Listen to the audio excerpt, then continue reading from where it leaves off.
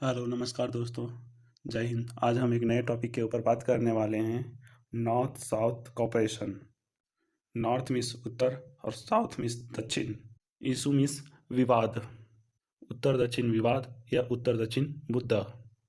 उत्तर दक्षिण संवाद। उत्तर और दक्षिण शब्दावली का प्रयोग राजनीतिक विज्ञान में भूगोल से आया है।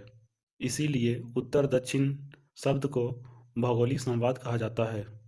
पृथ्वी दो गोलार्ध में बटी हुई है, दक्षिणी गोलार्ध और उत्तरी गोलार्ध। हम राजनीतिक विज्ञान में सिर्फ गोलार्ध की दृष्टि से इसका स्पष्टीकरण नहीं कर सकते हैं। उत्तर के जितने भी देश हैं वो मोस्टली बिलोंग करते हैं यूरोपियन कंट्रीज से, और दक्षिण से बिलोंग करते हैं एशियाई और अफ्रीकी कंट्रीज। इसका एक अर्थ यह लगाया जाता है कि उत्तर का मतलब हो गया यूरोपियन देश और दक्षिण का मतलब यह हो गया एशियाई और अफ्रीकी देश। लेकिन यह सही अर्थ नहीं है। यह जो अर्थ है वो सामान्य लोगों का अर्थ है। दुनिया में सबसे पहले इंडस्ट्रियल रेवोल्यूशन इंग्लैंड में हुआ, इसीलिए पूरे यूरोप में औद्योगिक क्रांति का प्रभाव पड़ा। औद्योगिक क्रांति का तात्पर्य होता है कि इंग्लैंड की जो अर्थव्यवस्था थी वो प्रारंभिक कृषि पे थी, वह औद्योगिक प्रधान हो गया। चूँकि इंडस्ट्रियल रेवोल्यूशन सबसे पहले इंग्लैंड में हुआ और इंग्लैंड का प्रभाव समूचे यूरोप पे था, इसीलिए यूरोप के जितने भी देश थे उन सब की अर्थव्यवस्था औद्योगिक प्रधान हो गई। और दक्षिण के जो देश हैं, जो एशियाई अफ्रीकी देश हैं, वो औद्योगिक क्रांति यहाँ पे बहुत बाद में हुई और अभी भी यहाँ औद्योगिक क्रांति का दौर ही चल रहा है।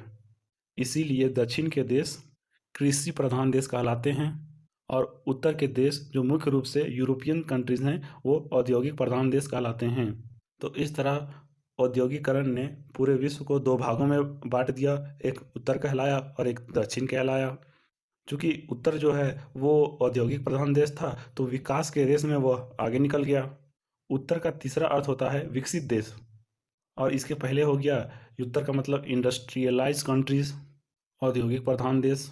उत्तर का मतलब जहाँ के लोगों का लिविंग स्टैंडर्ड हाई हो और दक्षिण का मतलब जहाँ के लोगों का लिविंग स्टैंडर्ड नीचे हो। सीधा हम अपनी भाषा में कह सकते हैं कि उत्तर मतलब अमीर देश और दक्षिण मतलब गरीब देश। यह जो डिवीज़न हुआ उत्तर और दक्षिण, यह यूसूस का मुख्य कारण बन गया। उत्तर के देश में जो उसकी पहचान बन गई वह इंडस्ट्रियलाइजेशन, औद्योगिकरण, इसलिए वे लोग औद्योगिक प्रधान देश कहलाए और दक्षिण के देश कृषि प्रधान देश कहलाए। ये जो डिवीज़न हुआ दो गुटों का, इसका जो मुख्य कारण था वो औद्योगिक क्रांति। औद्योगिक क्रांति उत्तर के देशों के लिए वरदान बन गया और दक्षिण के देशों के लिए अभिशाप बन गया। उत्तर का वरदान इसलिए बना क्योंकि वह साइंस एंड टेक्नोलॉजी के थ्रू अर्थव्यवस्था की नई ऊंचाइयों को छूता चला गया। और ये जो कृषि आधारित अर्थव्यवस्था थी, परंपरागत अर्थव्यवस्था जो थी दक्षिण की, वो दिनों दिन घटते चले गए। इनकी अर्थव्यवस्था कमज़ोर पड़ती चली गई। लेकिन मूल कारण यह है, उत्तर और दक्षिण के बीच में जो मूल इशू है वो है डेवलपमेंट का, विकास का। विकसित देश हैं वो प्रकृति का अधिक से अधिक दोहन करने लगे क्योंकि उनके पास नई नई तकनीक थी, जिससे प्रकृति का वे लोग अधिक से अधिक दोहन किए, जिसका एक कारण बना इन्वायरमेंटल इशू, पर्यावरण पोल्यूशन। जितने ज़्यादा इंडस्ट्रियलाइजेशन होगा, औद्योगिकरण होगा, उतने ज़्यादा पर्यावरण दूषित होगा, कार्बन डाइऑक्साइड का उत्सर्जन उतना ही ज़्यादा होगा और जीव जंतुओं को लिविंग ऑर्गेनिज्म को जीवित रहने के लिए ऑक्सीजन की ज़रूरत पड़ती है, ना कि कार्बन डाइऑक्साइड की। इसके कारण पूरे विश्व में एक समस्या उत्पन्न होगी कि किस प्रकार पर्यावरण की शुद्धता को मेंटेन किया जाए।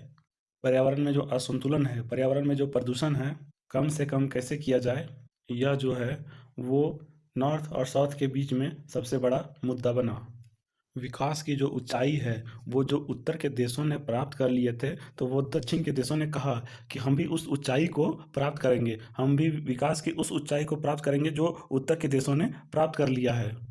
तो साइंस एंड टेक्नोलॉजी जो है वो अपने आप में वरदान है तो अभिशाप भी है। उत्तर और दक्षिण संवाद की आवश्यकता इसलिए पड़ी क्योंकि दूसरे वर्ल्ड वार के बाद अंतर्राष्ट्रीय स्तर पर शांति व्यवस्था को बनाए रखने के लिए उत्तर और दक्षिण के देशों को एक साथ आना था, और अंतर्राष्ट्रीय शांति व्यवस्था को बनाने के लिए यह एक आवश्यक था। जो विकसित और विकासशील देशों के बीच में संवाद का पहला तर्क था कि दुनिया में कौन से विकास का मॉडल को एडॉप्ट किया जाए। ऐसा मॉडल चाहिए जो गरीबी और अमीरी को समाप्त करे, अमीरी और गरीबी की दूरी को मिनिमाइज करे। वही मॉडल अंतर्राष्ट्रीय शांति व्यवस्था को मेंटेन कर सकता है। दुनिया दो भागों में इसलिए बटी हुई है क्योंकि क्योंकि इंटेलेक्चुअल प्रॉपर्टी जो है वो कुछ देशों की कॉपीराइट बनी हुई है।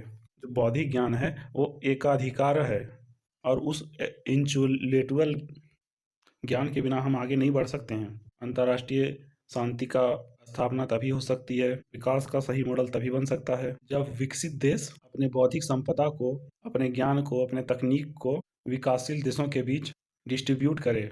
यह जो डिमांड है वो है डेवलपिंग कंट्री का। तभी डेवलपिंग कंट्रीज आगे बढ़ सकती है। लेकिन डेवलप्ड कंट्री का जो कहना है कि साइंस एंड टेक्नोलॉजी है वो मेरी प्राइवेट प्रॉपर्टी है, जो मेरे पास ज्ञान है यह मेरी चीज़ है, तो मैं अपने बौद्धिक संपदा को मुफ्त में नहीं बांटूंगा, इसकी कीमत वसूल करूंगा।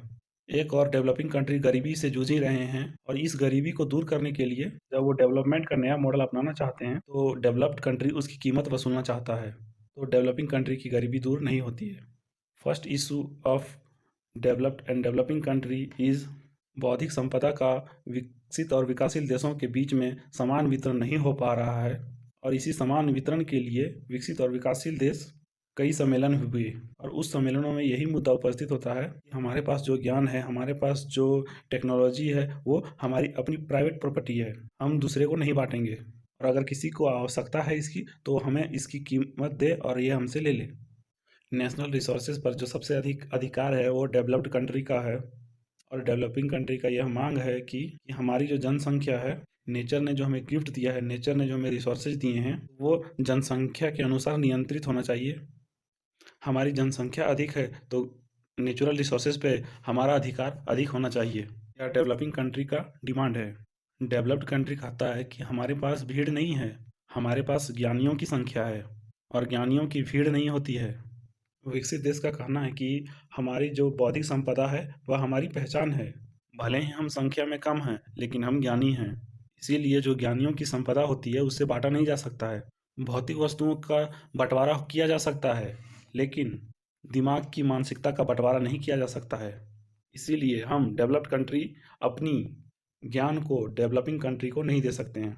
डेवलप्ड कंट्री एक और बात कहता है, वो कहता है कि जो डेवलपिंग कंट्री का जो मुख्य कारण है वो वहाँ की जनसंख्या है, जनसंख्या की अधिकता है। इसीलिए वह सलाह देता है कि हमारे जैसे ज्ञानियों की संख्या बनाओ, आम आदमी की संख्या मत बनाओ।